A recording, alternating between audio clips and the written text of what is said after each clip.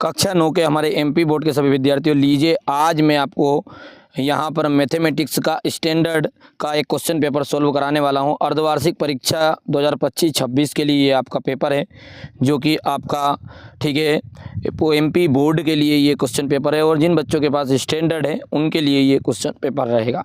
ठीक है, तो चलिए शुरू करते हैं। पहला आपका क्वेश्चन पढ़ते हैं। निम्नलिखित में से कौन सी अपरिमेय संख्या है?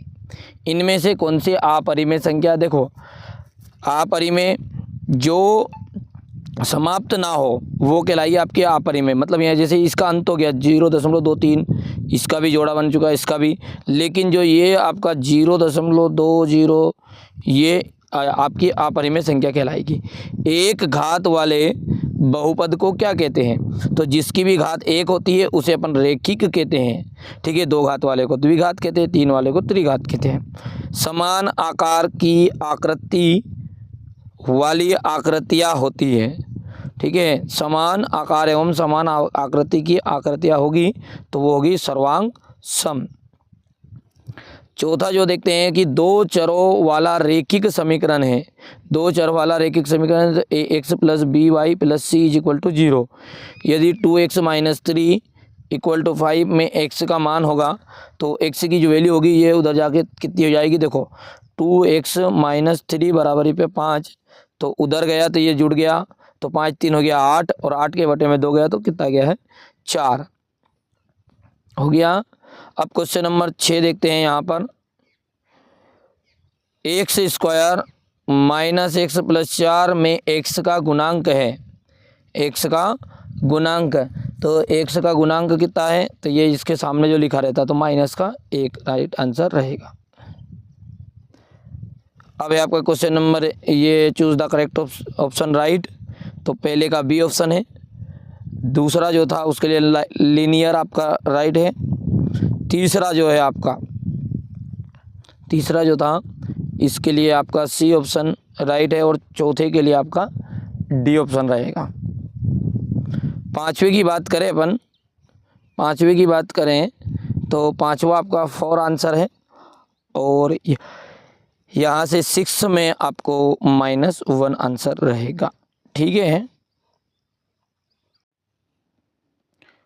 अब देखिए क्वेश्चन नंबर जो 2 है इसमें है रिक्त स्थान। पहला रिक्त स्थान पढ़ते हैं। जो संख्याएं p/q होती है और q ≠ 0 के रूप में व्यक्त कर सकते हैं, जहां p और q पूर्णांक है तो क्या कहलाती है? तो देखो, इनको कहते हैं रेशनल नंबर, यानी परिमेय संख्या। क्या कहते हैं? परिमेय संख्या कहलाती है। किसी बिंदु की x अक्ष से दूरी से लंबवत दूरी उस बिंदु का, देखो x अक्ष से है तो y निर्देशांक कहलाएगी, या फिर इस y निर्देशांक को कहते हैं कोटि। ठीक है, आगे क्या है हमारा? तीसरा है x + 2 का शून्यक, तो ये 2 उधर का बराबर को उधर जाएगा तो -2 आ जाएगा। वहाँ चतुर्भुज जिसके विकर्ण परस्पर समकोण पर समद्विभाजित करें तो वो क्या कहलाते हैं? तो वो कहलाते हैं आपके समचतुर्भुज। समचतुर्भुज,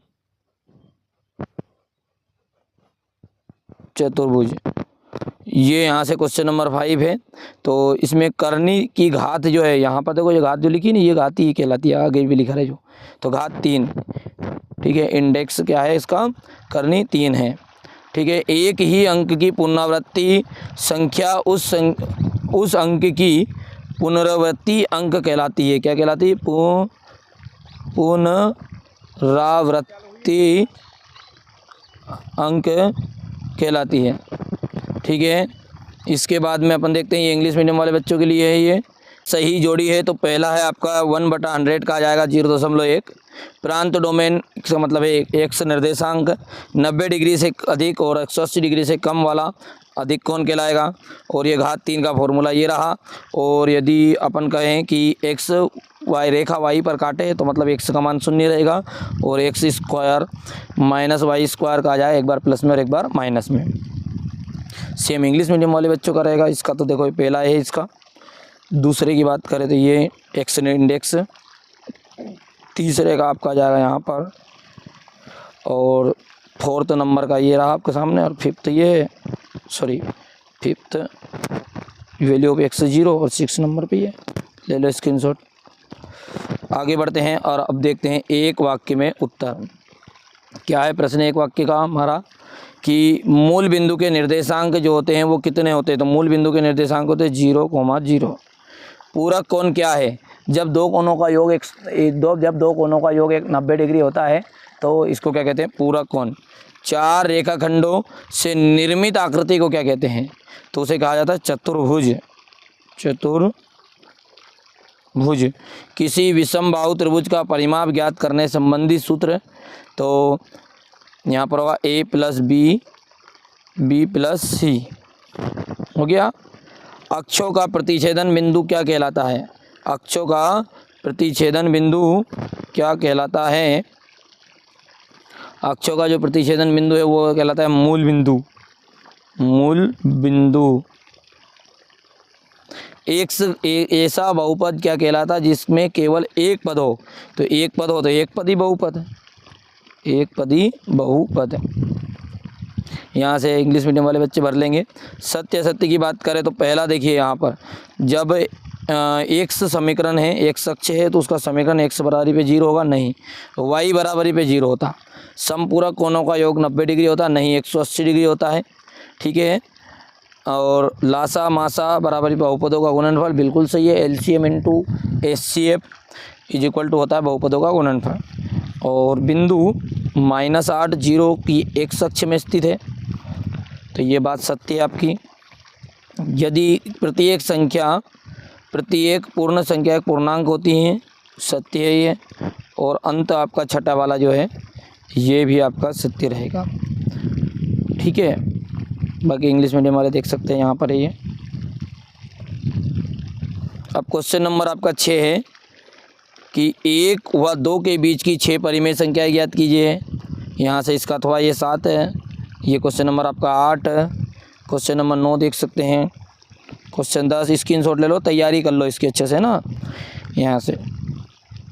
क्वेश्चन नंबर 11 ये इसका अथवा है, समांतर रेखा है। क्वेश्चन नंबर 12 हो जाएगा। क्वेश्चन नंबर 13 यहाँ से आप देख सकते हैं। Question number 14